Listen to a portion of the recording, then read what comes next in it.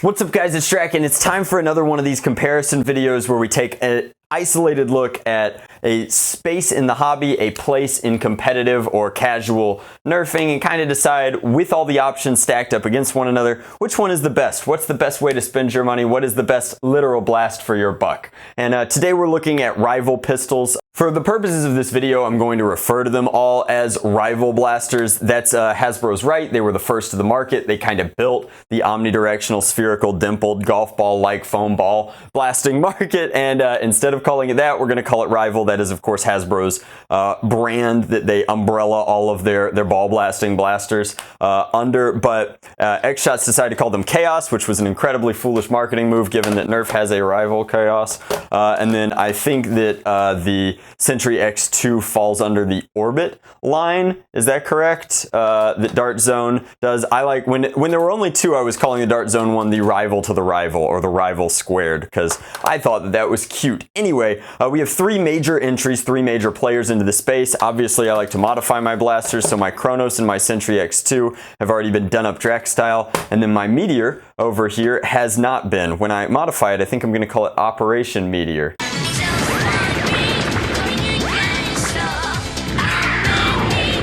I'm not funny. All right, so they come in at very similar price points. This one is the cheapest. Dart Zone has a $9.99 or $10 pistol entry with the Sentry X2. Then we have this one. The Meteor is 14 bones, and then coming in at 15 American doll hairs with an MSRP of 20, but it's always sold for 15, including Walmart and Amazon right now.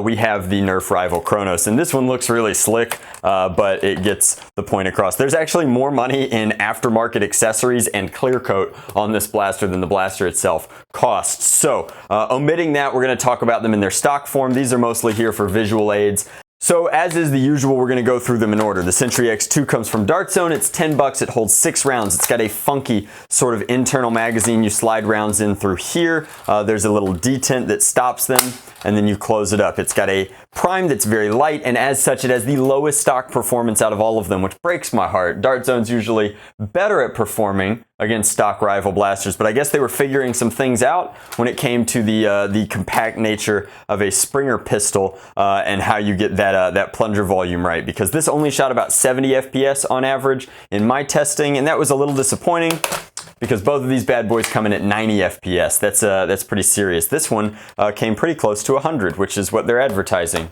Good job. In addition to that, it's also got, I think, legitimately the worst grip out of all of them. I love that it's cheap. I love that it's a great entry into the space. I actually like the very Judge Dredd-esque kind of loading mechanism in front end here. It fires a little lower. Both of these have their barrels up high on the blaster, which is what I'm used to for certain muscle memory activities. And this has a very funky safety that is built into the grip. Now that's fine, but once you remove it, because you obviously don't want it, the grip, which is already the least comfortable grip out of the three, has this hole in it, which isn't that great either. Modification potential, however, through the roof. This thing takes a K26 like nobody's business, but they all kind of have that in common. They're all very modifiable. You can take them up to very high FPSs. So if you're going to modify your blaster, this will give you performance for 10 bucks all in, and that's not bad. However, I don't think that this is going to be winning just because it shoots the softest out of the box. It's got the funkiest ergonomics in its front end, although some people will really be attracted to that, and the grip is easily the worst. The plastic quality, however, is second best, which brings us to number 2. So all three of these have internal magazines, and of the internal magazines, this one is by far the best. Now, if the plastic quality was a little bit better, a little bit thicker, a little less thin, I think that it would be a home run. But it's still a Zuru blaster, which means it's still made on the cheap, and the ammo is actually pretty good. All of the ammo across these blasters is comparable. In fact, the consistency of each name brand ammo has some funky things going on with it, and I highly, highly recommend getting aftermarket ammo from either my buddy Luke over at Out of Darts or Headshot Ammo on Amazon. Now, this blaster is sweet. This is clearly the home run. So the ability to load rounds through an open kind of grip magazine that you always have access to, and then the fact that the slide lets you see where you're always at, so it's kind of got a built-in ammo indicator, is sweet. The ergonomically, like aesthetically matching indoor here is very nifty. I like that for clearing jams. And then overall, just a very solid top prime blaster. They all prime the same way with a heavy top prime slide. Of the stock options, I think that the X-Shot one is the best just because it's the largest. It's a whole hand of purchase versus about 3/4 of a hand on the Dart Zone version and about the same on the Nerf version, but we'll get to that. So this is rock solid. I mean, in terms of its overall performance, forgot the safety. While it does have a very tinny feel, which makes me question what its modification potential is going to be, stock, it's, oh man, I still like this blaster. But we didn't fire and then we double fed, and that happened in my review as well. I wonder if that's a hiccup with my model or just in general. Coming in at 2 colors, the Dart Zone is only available in blue and orange. I painted mine team red because it's better. This one comes in the Family Dollar color scheme, which I'm calling kind of Arctic. Looks like what Elsa would use. And then it comes in the regular one, which is much more aggressive, I feel. And then of course, we can move on to this. So in a world where these two have equal performance and they're $1 difference in price, which one should you go with? Well, as much as I like this magazine, this is a just superior blaster. The build quality is fantastic. It's traditional rival plastic, which is better than even some of Hasbro's like on-brand main market blasters. It's thick, it feels good, it feels solid. There's like, you can hear very little plastic creak there, whereas like here, you get all of that, and then here you get a lot of rattle as you're working through it. So it feels solid. Mine's obviously hydro dipped and has a ton of like attachments that are 3D printed, showing that you can easily fix the grip. This is a Grihas grip, giving you far more purchase